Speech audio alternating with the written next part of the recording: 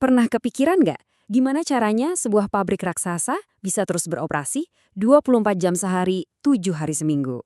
Nah, rahasianya itu ada di satu departemen yang super krusial, Human Resource Development, atau yang kita kenal sebagai HRD. Sekarang, kita bakal bongkar peran vital mereka, khususnya di dalam industri manufaktur yang ritmenya serba cepat. Oke, ini dia peta perjalanan kita. Kita akan bedah peran HRD manufaktur dalam 5 bagian penting. Mulai dari apa sih aset utama mereka, terus kita lihat kerjaan sehari-harinya, lanjut ke tanggung jawab strategisnya, skill apa yang wajib dimiliki, sampai akhirnya kita lihat kenapa mereka bisa dibilang jantungnya pabrik. Pertama-tama, kita perlu luruskan persepsi dulu. Aset utama yang dikelola HRD di pabrik itu apa sih? Ini bukan sekedar urusan administrasi loh, ini adalah fondasi dari semua kegiatan produksi. Simpelnya gini, HRD itu manajernya aset paling berharga di pabrik, yaitu orang-orangnya. Merekalah yang mastiin mesin manusia ini jalan terus non-stop. Kenapa? Karena tanpa operator yang kompeten dan siap kerja, mesin secanggih apapun ya cuma jadi pajangan.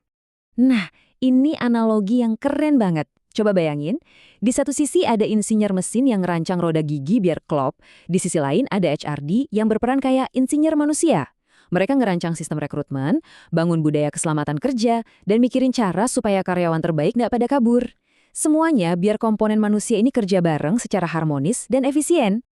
Jadi, gimana sih wujud rekayasa manusia ini dalam kesibukan sehari-hari di lantai pabrik? Yuk, kita intip tugas-tugas inti mereka. HRD itu mengawal seluruh siklus hidup karyawan. Dan di manufaktur, tantangannya beda.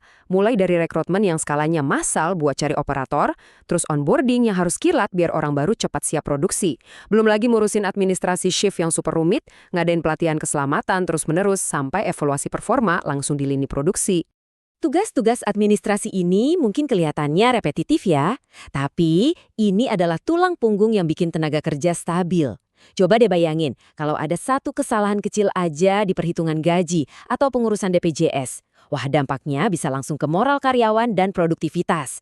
Jadi, pekerjaan ini butuh ketelitian yang luar biasa tinggi. Oke, dari urusan harian, sekarang kita naik level. Kita lihat gimana tugas-tugas tadi membentuk sebuah visi jangka panjang yang strategis. Nah, disinilah peran HRD benar-benar jadi penentu. Slide ini nunjukin dua sisi mata uang dari pekerjaan HR. Di satu sisi, mereka harus reaktif, ibaratnya jadi pemadam kebakaran untuk masalah sehari-hari, kayak absensi atau payroll. Tapi di sisi lain, mereka harus proaktif, merencanakan masa depan tenaga kerja. Keseimbangan antara memadamkan api dan membangun masa depan inilah kuncinya.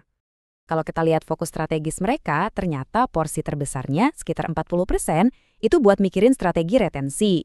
Artinya, gimana caranya biar operator-operator andalan nggak gampang pindah. Lalu porsi besar lainnya untuk menjaga hubungan industrial tetap adem, dan sisanya buat merencanakan jumlah tenaga kerja biar pas sama target produksi.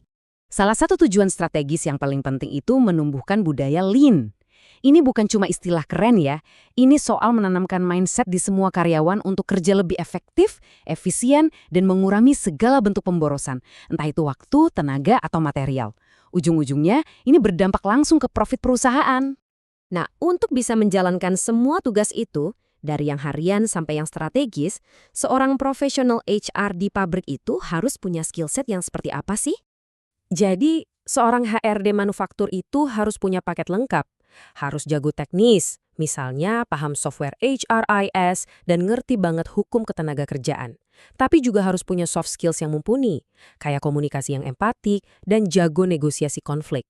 Tentu, semua ini didasari kualifikasi formal yang relevan. Tapi dari semua skill dan kualifikasi, ada satu yang statusnya nggak bisa ditawar lagi, yaitu K3, Kesehatan dan Keselamatan Kerja. Di lingkungan pabrik yang penuh mesin berat dan risiko tinggi, menjamin keselamatan setiap pekerja itu adalah prioritas nomor wahid. Makanya, sertifikasi ahli K3 itu jadi kualifikasi utama. Terakhir, mari kita lihat lagi gambaran besarnya. Apa sih sebenarnya dampak paling fundamental dari Departemen HRD yang kuat di sebuah pabrik? Kutipan ini, menurut saya, merangkum semuanya dengan sempurna. HRD itu adalah motor penggerak. Mereka yang memastikan roda-roda pabrik terus berputar, dan yang dimaksud roda di sini bukan cuma mesin, tapi yang lebih penting lagi, manusianya. Nah, ini yang menarik. Kita ditutup dengan sebuah pertanyaan besar untuk masa depan. Ketika robot dan otomatisasi makin banyak di lantai pabrik, gimana peran HRD harus berubah?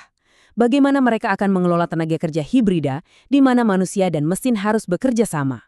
Ini tantangan sekaligus peluang baru yang seru banget untuk dunia HRD manufaktur.